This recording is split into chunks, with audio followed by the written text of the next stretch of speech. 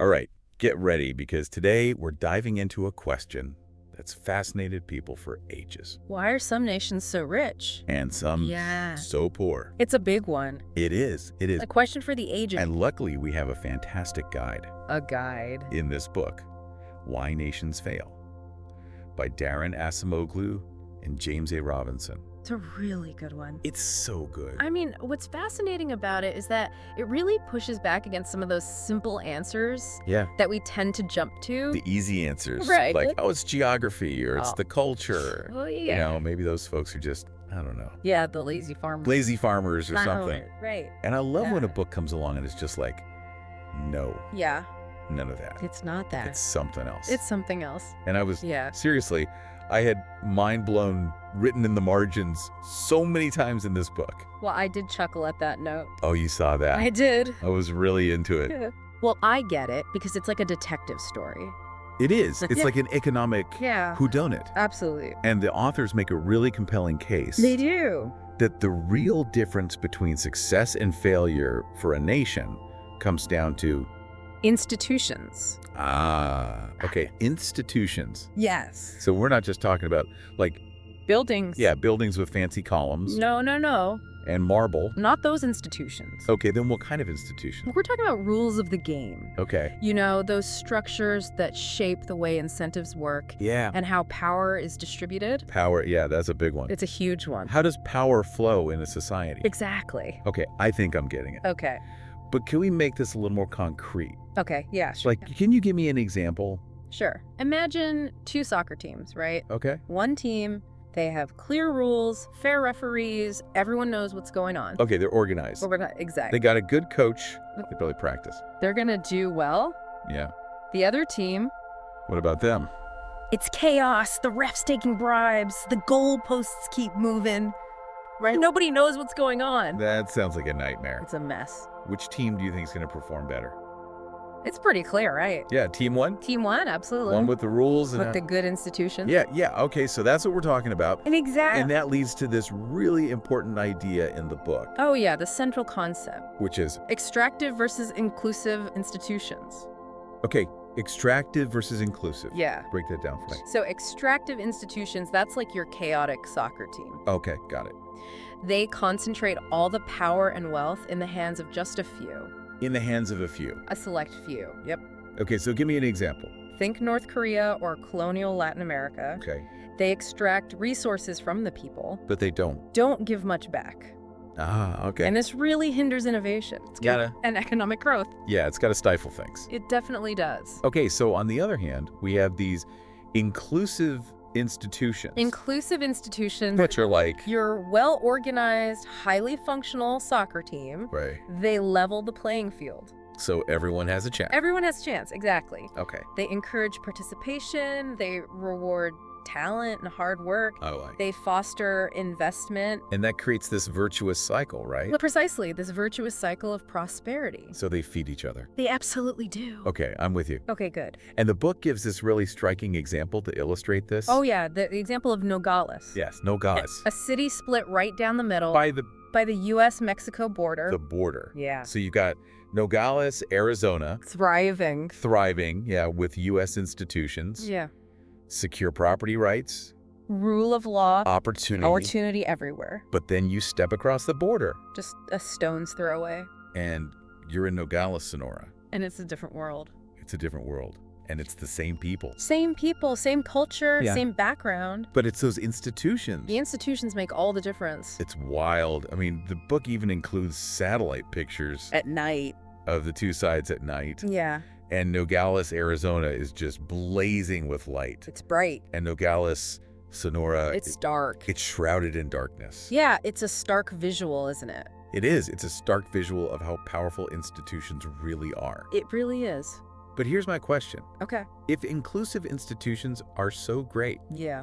why haven't all the countries with those extractive systems just, Flip the switch. flip the switch? Yeah, It seems logical, doesn't it? it does. Like, why wouldn't everyone want to be on the winning team? Exactly. Well, it's not that simple. Okay. Things get complicated Okay, why? because the book digs into this idea of history and the weight of history. Yeah, the weight of history. Yeah. Okay. And this concept they call critical junctures. Critical junctures. Okay, what are those? These are pivotal moments when circumstances create opportunities for change.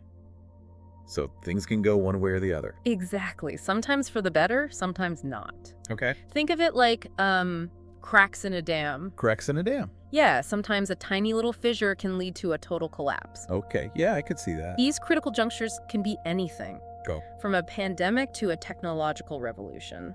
So really, anything. Anything that shakes things up. Okay, got it. And they use the example of the Black Death, Wait, the Black Death, like the plague? the one and only. Seriously, how did that change institutions? Well, in Western Europe, so many people died Oh, right. that labor became scarce. Yeah. And that gave the peasants more power Really? because they were in demand. Oh, okay. They could bargain. So the plague actually empowered the peasants. In a way, yes, That's fascinating. it is. Okay, so what happened in the rest of Europe? Well, in Eastern Europe, the same plague Yeah. had the opposite effect.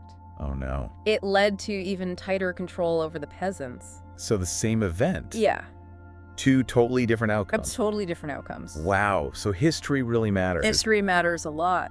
Okay, so past institutions lay the groundwork for the future. They really do. But then, how do you change the rules if the rules are already set? That's the million-dollar question, isn't it? It is.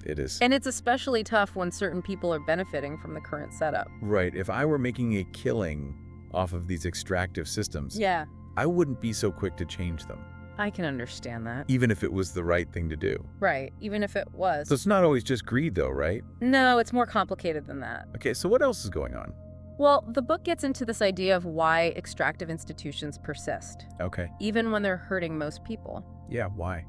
One key factor is this concept called the iron law of oligarchy. The iron law of oligarchy, what's that? It's this tendency for power to become concentrated in the hands of a few, Okay. even after revolutions that are meant to spread power more evenly.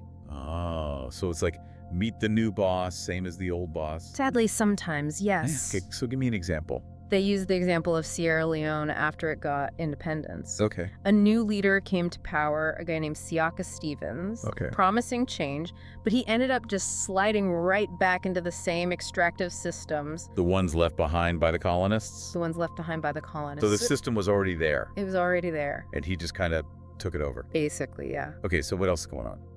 Well, another factor is this fear of creative destruction. Creative destruction, what's that? It's the idea that sometimes you have to dismantle old systems to make way for innovation, Okay. even if it shakes things up for those in power. So people in power don't like creative destruction Not usually, because it means they might lose power, even if it's better for everyone else. even if it's better for everyone else. So it's this constant tension. This tension between holding on to power and making progress. Okay, I'm starting to see the bigger picture here. Good, good. And these critical junctures. Yeah, These are the moments when that tension really comes to a head. exactly. Okay, so how do we break out of this cycle? Well, the book explores some examples of countries that managed to do just that. They broke the mold. They broke the mold. Okay, give me some herp here. Okay, they highlight cases like the Glorious Revolution in England, Okay. the Meiji Restoration in Japan, Okay.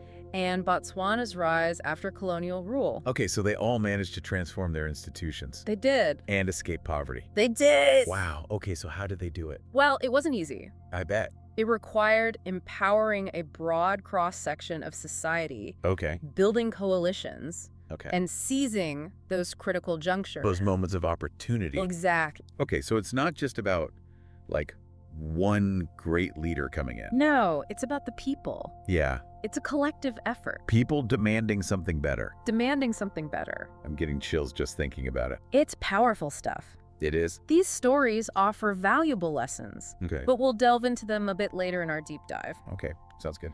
For now, let's shift gears a bit and talk about globalization. Globalization. Yeah, how does that fit into all of this? That's a big one It is. because globalization is everywhere. it's everywhere. But what does it really mean for nations trying to break free from these extractive systems? That's the crucial question, isn't it?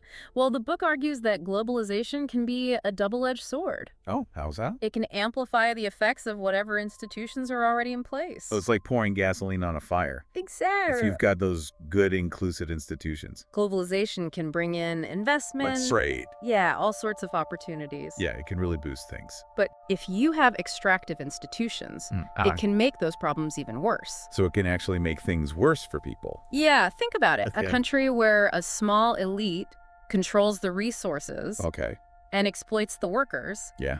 Globalization might just make that exploitation more efficient. Oh, wait. And more profitable. That's scary. For the people at the top, that is. Yeah, for the elites. Right. Okay, so give me a real-world example of this. Sure. The book uses the example of cotton production in Uzbekistan. Cotton production in Uzbekistan, okay. So the government there, they force farmers to grow cotton. Okay. And then they buy it from them at really low prices. Oh, so they're stuck. The farmers are stuck, yeah. Okay. And then the government, they export that cotton. Okay. For a big profit. But the farmers don't see any of it. Very little. And a lot of They time have to rely on child labor. To get it all done? To even meet the quotas. Oh, that's awful. It is, and globalization in this case, is making those extractive institutions even stronger. So it's exacerbating the problem. It is, and it's increasing inequality. That's really sad. It is a tragic situation. Okay, so globalization. It's a powerful force. It's powerful, yeah, but it can be used for good or for bad. Depends on who's in control. Yeah, who's holding the reins. Exactly. Okay, and that brings us to the role of the state. The state, yeah. Because the state can play a huge role in all of this. Absolutely. It can help or hurt development. It can create an environment where inclusive institutions can flourish. Oh. Or it can be the main extractor itself. The state itself can be extractive. Yeah, perpetuating those cycles of poverty. Okay, so give me an example of that. Well, the book talks about the Soviet Union under Stalin. Okay, Stalin. Yeah, I remember learning about him. They had really rapid industrialization under his rule. Okay, so things were growing. They were growing, okay, but it was all based on force and fear. Oh. Millions of people were moved from agriculture to factories, and if they didn't meet these crazy quotas, there were serious consequences. Yeah, Stalin wasn't exactly known for his mercy. Not really. So that kind of growth isn't sustainable. Not in the long run. No, it's built on a really shaky foundation. It is, and eventually the whole system collapsed. Yeah, the Soviet Union did collapse. And that's often what happens with growth under extractive institutions. It eventually hits a wall. Yeah, you can only squeeze so much out of people. Before they just give up. Before they lose all motivation. Right, so you need that buy-in from the people. You do. You need them to feel like they're part of the system. Okay, so we've talked about institutions, history, globalization. The role of the state. It's a lot to take in. It is. But I'm still really curious about those success stories. The ones that broke the mold. Yeah, like England, Japan, and Botswana. Right. Tell me more about how they did it. All right, let's dive in. Yeah, it is a lot to think about. It really is. But it's easy to feel kind of powerless, you know? Like, what can one person really do? Yeah, when you're talking about these huge historical forces. It can feel overwhelming. It can. But the book does say that individual actions matter. They do. They can make a difference. They can. Even small changes in institutions can have a big impact. Okay, give me an example. Okay, so they tell this story about a guy named Dennis Papin. Dennis Papin, okay. He invented a steam engine. A steam engine, wow. That could power boats. They had steamboats back then. They did, but here's the thing. Okay. The Boatmen's Guild. The what? The Boatmen's Guild, they had a monopoly on river transportation. Okay. And they blocked his invention. Wow. Because it threatened their business. Ah, they were protecting their interests. Exactly. Even if it meant stopping something that could benefit everyone. That's exactly what happened. Wow, so this is nothing new. Nope. People in power have always tried to protect their power. Even if it means stifling innovation. Exactly. And that's why it's so important to empower a broad cross-section of society. It is, because when more people have a voice, it's harder for those narrow interests to dominate. It's like that saying, sunlight is the best disinfectant. I like that. When you shine a light on these systems. Yeah. And you have more people demanding accountability. It's harder to hide those bad practices. Yeah, it's harder to rig the game.